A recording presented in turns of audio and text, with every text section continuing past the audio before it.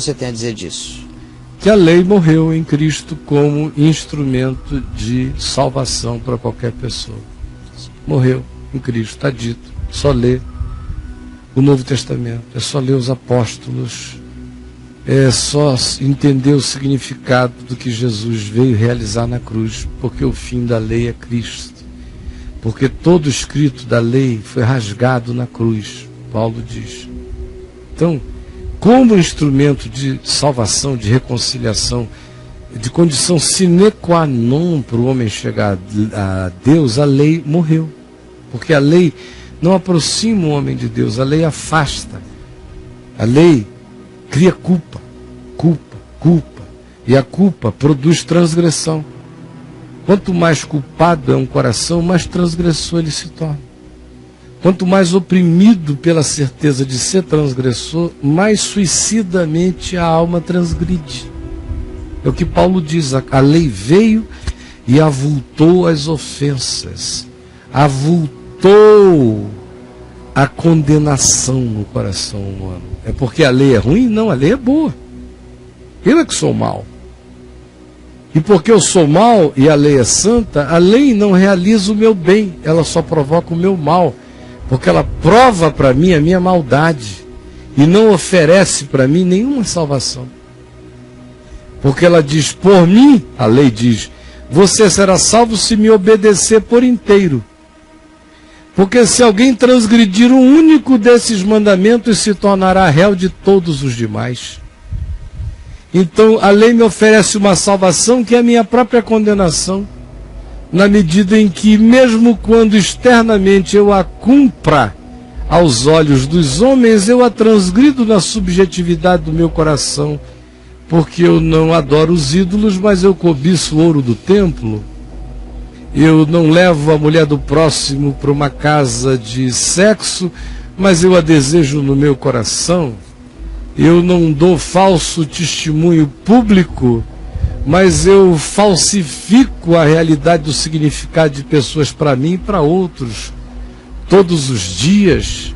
Eu tomo o nome de Deus em vão toda hora, todas as vezes que eu falo em nome de Deus, sem falar segundo o Evangelho, todas as vezes que em nome de Deus eu me vingo, todas as vezes que em nome de Deus eu ameaço, todas as vezes que em nome de Deus eu cumpro os meus caprichos. Estou tomando o nome de Deus em vão, mas eu digo que nunca tomei o nome de Deus em vão porque eu nunca blasfemei, nunca mandei Deus para PQP. Mas eu blasfemo de todos os dias de muitas maneiras diferentes e assim vai. A lei, portanto, diz, você quer salvo por mim? Ser salvo por mim, me obedeça 100%. Porque se você errar em 1%, os outros 99% te condenam. Porque a lei é um bloco só, indivisível. Então, pela lei, ninguém é justificado diante de Deus. E pela lei, só aumenta a minha culpa, só aumenta a minha certeza de perdição, de impotência. Pela lei, quando se neurotiza como juízo na minha alma, eu só me degrado mais, porque eu desisto de todo o bem. Quando eu digo, ora, por mais que eu faça, se eu falhar em alguma coisa, eu me tornei réu de tudo, então pecador e meio. Isso é no mínimo o que se teria a dizer, para quem não entendeu, as dezenas de afirmações de que a lei morreu em Cristo, como instrumento de salvação. Acabou. Onde que a lei não morreu? A lei cerimonial judaica também em Cristo já morreu, porque eram ritos arquetípicos, sombra do que havia de vir. Jesus já cumpriu tudo. Jesus é a Páscoa, Jesus é o tabernáculo, Jesus é o Yom Kippur, Jesus é tudo. Está tudo cumprido nele. Jesus é o templo, Jesus é o cordeiro, Jesus é o holocausto, Jesus é tudo, está feito nele.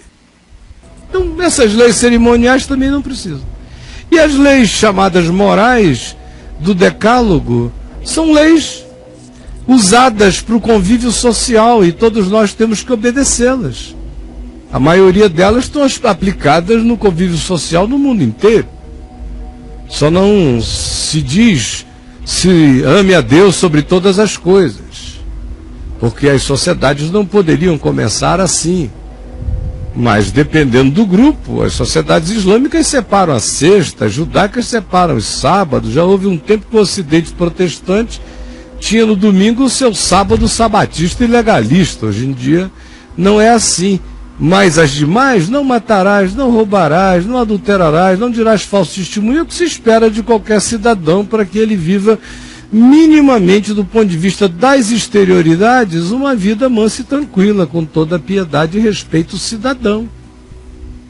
A lei também não morreu como uma questão de aplicabilidade dela ao convívio social rotineiro, às regras do Estado de Direito, sob as quais eu me submeto a viver.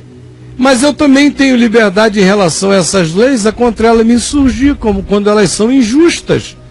Como diz o profeta Isaías, no capítulo 10, versículo 8, verso 10, da sua profecia. Quando são leis injustas, a gente tem que denunciar e não tem que se submeter a elas.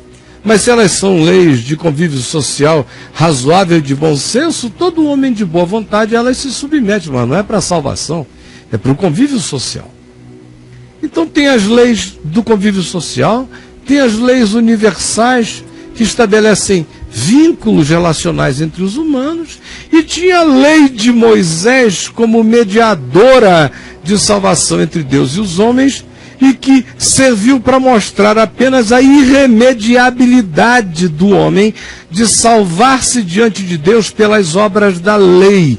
Porque quando ele cumpre tudo na exterioridade, ele a inflige nas subjetividades. E mesmo quando ele alinha quase todas as objetividades e subjetividades, ele tropeça sempre em alguma subjetividade, todo dia. Um dia sim, um dia não. Aqui e acolá, na subjetividade, todo mundo está condenado. Todos pecaram pela lei e igualmente carecem da glória de Deus. Então, meu amigo, a lei morreu porque se ela não morresse, eu estava morto. Eu sou salvo pela justiça de Cristo, que não me torna um indolente, mas não me torna um legalista. Eu agora recebi o mandamento do amor, que é o único mandamento, porque todos os mandamentos da lei visavam o amor. Porque quem ama, ama a Deus. Quem ama não toma o nome de Deus em vão. Quem ama, guarda não só o dia do sábado, guarda todo dia e toda hora para serem santificados a Deus, não como uma parada de trabalho, mas como um exercício da vida em Deus. Todo dia é sábado de devoção na consciência descansada. Quem ama a Deus, honra pai e mãe.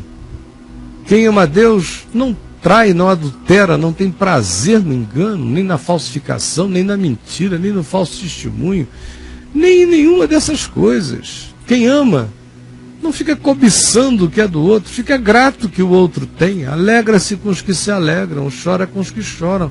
Assim, o amor cumpre a lei. O mandamento de Jesus é amor, não é 10 mandamentos, é um mandamento: ame, e o resto será natural. Olhe para mim e veja como é que a lei de Deus se tornou lei da vida nas minhas relações com os homens, com a contradição humana, com o pecado humano, com a arrogância humana, com a cegueira humana, com tudo. Aprenda, aprendeu sua palavra viva. Quem quer que é de Jesus, entendeu que é assim e que é só isso. Portanto, a lei morreu como caminho e mediação de salvação, porque é um só mediador, que é Jesus, e eu sou salvo pela graça mediante a fé, não por obras. Deu para entender? A lei mosaica como regulamentador de relações humanas está em validade. E em qualquer outro nível de lei de regulamentação cidadã na sociedade, se for razoável e com bom senso, está em validade. Agora, como justificadora ou promotora de justiça do homem para ele apresentar diante de Deus, Jeremias diz que são trapos de imundície, porque o homem é justificado pela fé e porque a obediência do Evangelho é a obediência em amor ao Evangelho, que não é a lei de Moisés, é o eu, porém, vos digo de Jesus, que aprofunda a palavra de Deus e a planta nos escaninhos do coração, para que dali em diante tudo que brote de nós seja a resposta do amor, a ponto de que a gente diga: porque os seus mandamentos não são penosos. Gente boa de Deus, esse programa já acabou faz uns 10 minutos. Já acabou. E eu